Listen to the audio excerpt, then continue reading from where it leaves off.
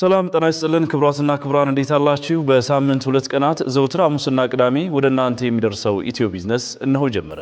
ኢትዮ ቢዝነስ በልዩ ልዩ የቢዝነስ መረጃዎቻችን ስለ ስራና ኢንቨስትመንት ከዜና ባሻገር በትንታኔ የምንመለከታቸው ምጣኔ ሀብታዊ ጉዳዮች እንዲሁም ስለ ኢትዮጵያ ሰነደ መዋለ ንዋይ ገበያ ትኩረቱን ያደርጋል። በዛሬ የሐሙስ የኢትዮ ቢዝነስ መሰናዷችንን በአጫጭርና ወቅታዊ ዝግጅታችን የባንኮች መረጃ፣ ስለ ግምጃ ቤት ሰነድ እንዲሁም የጉምሩክ መመሪያ ከዚህም ባለፈ በዝርዝር ደግሞ የኢትዮጵያ ምርቶች ዓለም አቀፋዊና አህጉራዊ ተወዳዳሪ ስለሚሆኑበት አሰራር እንቃኛለን።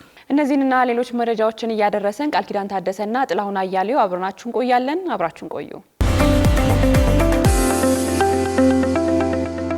ተመልካቾች ወደ ቀዳሚው መረጃችን እናመራለን። በግምጃ ቤት ሰነድ ጨረታ ባልተለመደ መልኩ የረጅም ጊዜ ሰነዶች ላይ ከፍተኛ ፍላጎትና የገንዘብ መጠን መቅረቡ ተገልጿል። ከሰሞኑ በብሔራዊ ባንክ በተካሄደው የግምጃ ቤት ሰነድ ጨረታ ላይ በተለይም ለአንድ ዓመት ማለትም 364 ቀናት በሚቆዩ የረጅም ጊዜ ሰነዶች ላይ ከፍተኛ ፍላጎትና ያልተለመደ የገንዘብ መጠን መቅረቡ ታውቋል።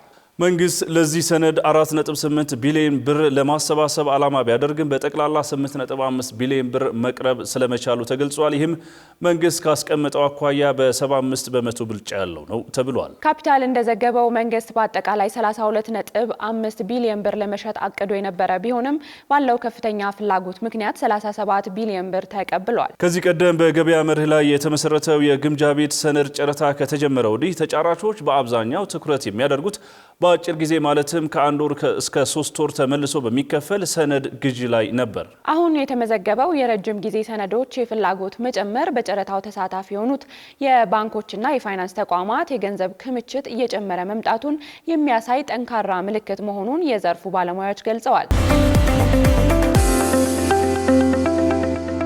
ቀጥለናል ተመልካቾች። ገቢዎች ሚኒስቴር ያወጣው የሀገሪቱን የጉምሩክ ስርዓት ለማዘመንና ከዓለም አቀፍ መስፈርቶች በተለይም ከዓለም የንግድ ድርጅት ደረጃዎች ጋር ለማጣጣም ያለመ አዲስና ሁሉን አቀፍ የሆነ የጉምሩክ ዋጋ አተማመን መመሪያ ተግባራዊ ማድረግ ስለመጀመሩ ገልጿል።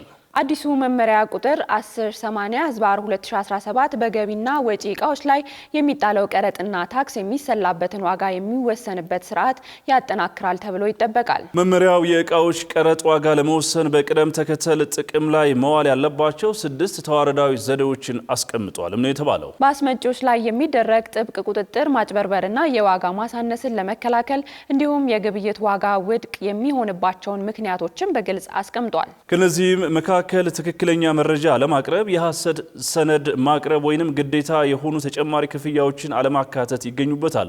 የጉምሩክ ኮሚሽኑ ጥርጣሬ ካደረበት አስመጪዎች ትክክለኛ የሕግ ማስረጃዎችን በ15 ቀናት ውስጥ እንዲያቀርቡም ይጠይቃል። ካፒታል እንደዘገበው ይህ እርምጃ በሀገሪቱ የንግድ አስተዳደር ዘርፍ ግልጽነትና ተጠያቂነትን ለማጠናከር ያለመ ትልቅ እርምጃ ሲሆን አስመጪዎች ትክክለኛ መረጃን ብቻ እንዲያቀርቡ ግዳጅ ይጥልባቸዋል።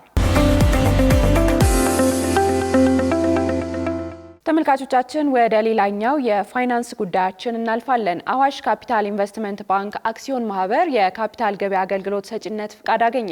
አዋሽ ካፒታል ኢንቨስትመንት ባንክ አራተኛው የኢንቨስትመንት ባንክ በመሆን ከኢትዮጵያ ካፒታል ገበያ ፍቃድ አግኝቷል። በኢትዮጵያ ካፒታል ገበያ የአገልግሎት አከናዋኝነት ከፍተኛ ፍላጎት እየታየበት ሲሆን አሁን ላይ በሀገሪቱ ውስጥ ያሉ የተፈቀደላቸው የካፒታል ገበያ አገልግሎት ሰጪዎች አጠቃላይ ቁጥር 13 ደርሷል። እንዲሁም የኢንቨስትመንት ባንኮች ቁጥር ደግሞ 4 ሲደርስ የዘርፉ መነቃቃት ማሳያ ስለመሆኑም ተገልጿል።